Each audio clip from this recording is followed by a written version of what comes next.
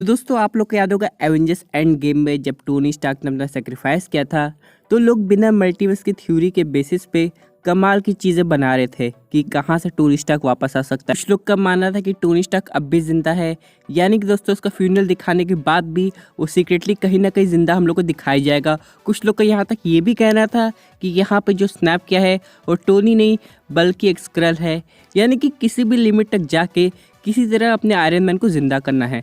लेकिन इन सब के अलावा जब वाकई में मल्टीवर्स ऑफ मैडनेस हम लोग ने देखा, लुक सीजन 1 देखा और अब क्वांटममेनिया देखने के बाद हम लोग समझ में आ गए कि मल्टीवर्स कैसे वर्क करता है। और रहते कि व्हाट इफ में भी हम लोग को कई ऐसे केसेस देखने को मिले जहाँ पे टोनी स्टार्क खत्म हो रहा था। इन सब के पीछे दोस्तों बहुत लोग को वजह लगती है कैंग द कॉन्करर की। हालांकि जोनाथन में जिसने बहुत पहले कंफर्म कर दिया है कि वो आगे जाके रॉबर्ट डॉनी जूनियर के आयरन मैन का सामना करने वाले हैं। तो आज हम लोग समझने वाले हैं क्या वाकई में एवेंजर्स सीक्रेट वॉर में अपना टोनी स्टार्क वापस आने वाला है, और अगर हाँ तो कैसे, और बाकी वेरिएंट्स का क्या हुआ, क्या इनकी शक्ल भी सेम रहेगी जैसे डॉक्टर स्ट्रेंज की होती है या फिर स्पाइडरमैन की तरह सबकी शक्ल अलग होने वाली है। तो दोस्तों कंप्लीट वीडियो को स्टार्ट करने से पहले आप लोग कर दीजिए वीडियो को लाइक और कमेंट करके ये बताइए कि अगर आपको एक ताकत लेने का मौका मिले तो आप कौन सी लेंगे, थॉर की कि आयरन मैन। साथ ही साथ जो लोग मेरे चैनल पर नए हैं चैनल को सब्सक्राइब करके हमारी कॉमिक बुक टॉक्स फैमिली का हिस्सा बन जाइए। तो दोस्तों हम लोग शुरुआत करते हैं बिल्कुल नई अपडेट से। अब सबसे पहले हम लोग यहाँ पे ये समझ लेते हैं कि अपने करंट मार्वल सिनेमैटिक यूनिवर्स में टोनी स्टार्क तो नहीं है। इसमें कोई भी थ्योरी आ जाए साबित कर दे कि वो जिंदा है वैसे आएगा, उससे कोई मतलब ही नहीं बनता है। हालांकि दोस्तों एक ऑल्टरनेट थ्योरी यहाँ पे ये कहती है कि टोनी ने अपना एआई ऑलरेडी बनाया है जो कि आगे जाके हम लोग को हो सकता है आयरन हार्ट की टीवी सीरीज या फिर आर्मर वॉर्स की मूवी में रिवील होता हुआ नजर आएगा। वैसे आप लोगों को मैं बताना चाहता हूँ कि आर्मर वॉर्स पहले टीवी सीरीज के रूप में आने वाली थी, बाद में से मूवी के लिए रिन्यू कर दिया गया। तो यहाँ पे टेक्निकली इस बात की थ्योरी कैसे साबित होती है, क्योंकि याद होगा आप लोग को एवेंजर्स एंड गेम में टोनी का एक मॉर्गन स्टार्क को मैसेज था और यहाँ पे टोनी का जो एआई था या फिर जो होलोग्राम था वो एग्जैक्टली मॉर्गन स्टार्क की तरफ ऐसे देख रहा था जैसे उसे पता है वो कहाँ बैठी हो, और यहाँ पे वो झुक के भी उसे हेलो कहता था, एक तरीके से ऐसे देखा जाए तो यहाँ पे सुनने में यह आ रहा है कि ये वाकई में टोनी की कॉन्शियसनेस है जो कि पूरी तरह एक्टिवेट नहीं हुई है। यहाँ पे ये हो सकता है कि मॉर्गन स्टार्क के इनडायरेक्ट वे में इसे एक्टिवेट कर दे, या फिर ये हाथ लग जाए रूडी के या फिर यहाँ पे आयरन हार्ट के। लेकिन इन सब के अलावा बात करें अगर हम लोग मल्टीवर्स की, तो जैसा कि अभी आप लोग को खबर आई थी कि एवेंजर्स कैंग डायनेस्टी में हम लोग को यहाँ पे पीटर पाकर ही लीड करता हुआ दिखाई देगा।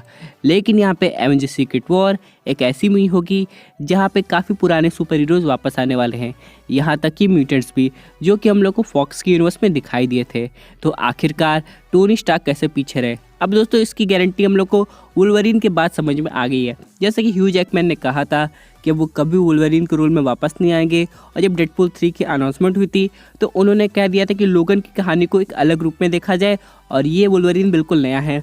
तो जाहिर सी बात है इसमें भी सिंपली वेरिएंट्स को कॉन्सेप्ट यूज हो रहा है। लेकिन यहाँ पे कन्फ्यूजन तब आएगी जब यहाँ पे ऑडियंस को सोचना पड़ेगा कि आखिरकार सुपीरियर आयरन मैन का क्या होगा, क्योंकि अगर हम लोग बात करें doctor strange multiverse of madness में, ये हम लोग मान सकते हैं कि वहाँ का जो टोनी स्टार्क है उसने अपना सेक्रीफाइस नहीं किया है, क्योंकि उसका अल्ट्रॉन प्रोग्राम कामयाब हो गया था। ऊपर से यहाँ पर डॉक्टर स्ट्रेंज ने डार्क होल्ड की मदद से थैनोस को हराया था, बाद में इल्यूमिनाटी टीम को कह के अपने आप को ख़त्म करवा लिया था। लेकिन हम लोग बात करें टोनी की तो वो अब भी जिंदा होगा, और बहुत से लोग ये अनुमान लगा रहे थे, यहाँ तक कि ट्रेलर ब्रेकडाउन में भी लोग यहाँ पे सुपीरियर आयरन मैन को मान लिए थे कि भाई वही है, लेकिन आखिरकार वो यहाँ पे कैप्टन मार्वल निकली। इन सब के अलावा यहाँ पे चलिए एक बात के लिए हम लोग मान लेते हैं कि सुपीरियर आयरन मैन आता है तो इस बात की क्या गारंटी वो अच्छा होगा, चाहे रोल कोई भी प्ले करे, चाहे बात करें टॉम क्रूज की या फिर रॉबर्ट डॉनी जूनियर की। अगर आप लोग कॉमिक बुक पढ़ेंगे तो सुपीरियर आयरन मैन के अपने पर्सनल मोटिव होते हैं जो कि बिल्कुल भी ठीक नहीं है पूरे वर्ल्ड के अकॉर्डिंग।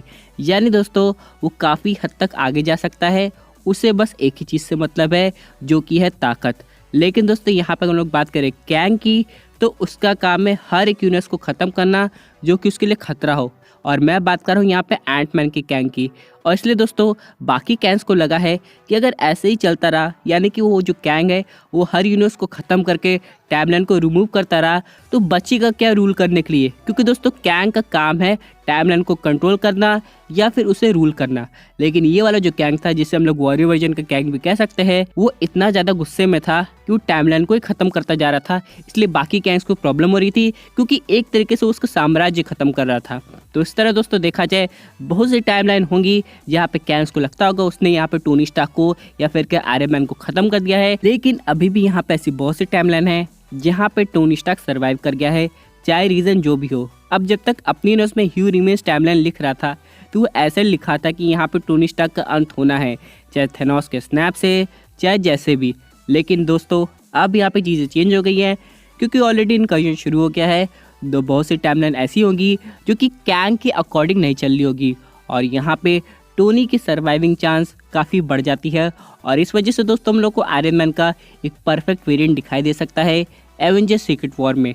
अब बात करते हैं यहाँ पे जितने नंबर ऑफ कैंग्स हम लोग को एंटमैन क्वांटममेनिया के पोस्ट क्रेडिट सीन में दिखाई दिए हैं, उसके आधे नंबर ऑफ आयरन मैन भी अगर सर्वाइव कर जाए ना, तब भी वो कैंग के ऊपर काफ़ी भारी पड़ जाएंगे। क्योंकि दोस्तों यहाँ पे टोनी स्टार्क ने बहुत कुछ चीज़ें सीखी है और बहुत कुछ इन्वेंट किया है, और यहाँ पे ऑडियंस देख रही थी कि कैसे 2008 के आयरन मैन से लेके एवेंजर्स एंड गेम तक उसकी टेक्नोलॉजीज़ कितनी इवॉल्व हुई है। और अब उसने टाइम मशीन भी इन्वेंट कर दी थी, हालांकि आइडिया था वो स्कॉट लैंग का था। लेकिन दोस्तों अब यहाँ पे ऑडियंस ही अनुमान लगाने की कोशिश कर रही है, जिस भी यूनिवर्स में iron man Avengers end game के बाद के इवेंट्स के बाद भी जिंदा होगा, उसकी टेक्नोलॉजी किस हद तक आगे जा सकती है। और यही दोस्तों बनाती है टोनी स्टार्क को कैंग के लिए सबसे बड़ा खतरा। यानी दोस्तों भले ही यहाँ पे जितने भी कैंग्स हो, उनके मोटिव एक तरीके से सिमिलर हो सकते हैं कि वो अपनी टाइमलाइन या फिर कलेक्टिवली रूल करना चाहते हैं। लेकिन यहाँ पे एवेंजर्स को ये बात पसंद नहीं आएगी। ऊपर से डॉक्टर स्ट्रेंज क्लिया के साथ ऑलरेडी निकल गए हैं इनकर्जन को ठीक करने के लिए। तो यहाँ पे टोनी स्टार्क का रोल काफ़ी इंपॉर्टेंट होगा, लेकिन हाँ उतना भी इंपॉर्टेंट नहीं जितना कि एवेंजर्स एंड गेम में बताया गया था। ये रे दोस्तों, चाहे हम लोग बात करें इन्फिनिटी वॉर की या फिर एंड गेम की, एक तरीके से मेन कैरेक्टर हम लोग को आयरन मैन दिखाई दे रहा था। लेकिन यहाँ पे बाकी कैरेक्टर्स को भी टाइम दिया जाएगा, खासकर स्पाइडरमैन और डॉक्टर स्ट्रेंज के लिए। मुझे ऐसा लगता है बात करें आयरन मैन की केमियो की, तो ये एक तरीके से दोस्तों फैन सर्विस होगी, यानी कि फैंस को यहाँ पे खुश करने के लिए ये सब किया जा रहा है। और यहाँ पे एक तरीके से इमोशनल बॉन्डिंग भी दिखा सकते हैं पीटर पार्कर और मल्टीवर्स आयरन मैन वेरिएंट की। लेकिन हाँ यहाँ पे हम लोग बात करें टेक्नोलॉजीज़ की, तो हम लोग को एक से बढ़कर एक सरप्राइज़ देखने को मिल सकते हैं, लेकिन उसके लिए काफ़ी वेट करना पड़ेगा। लेकिन यहाँ पे क्या इसके बाद आयरन मैन 4 आएगी, इसकी कोई गारंटी नहीं है, क्योंकि सीक्रेट वॉर के बाद मल्टीवर्स ठीक होगा या फिर और ख़राब हो जाएगा, ये तो आने वाला वक्त बताएगा। वैसे यहाँ पे हम लोग बात करने वाले हैं आगे जाके कैंग के कुछ ऐसे वेरिएंट की, क्योंकि टोनी स्टार्क से इंस्पायर होकर खुद ही एक अल्टीमेट आयरन मैन बन गए हैं, जैसे कि आयरन लैड। लेकिन वो वेरिएंट काफ़ी कम हम लोग को दिखाई देंगे। तो अब ये देखना है कि कौन सा टोनी अच्छा है और कौन सा कैंग टोनी स्टार्क के फेवर में भी काम करता है।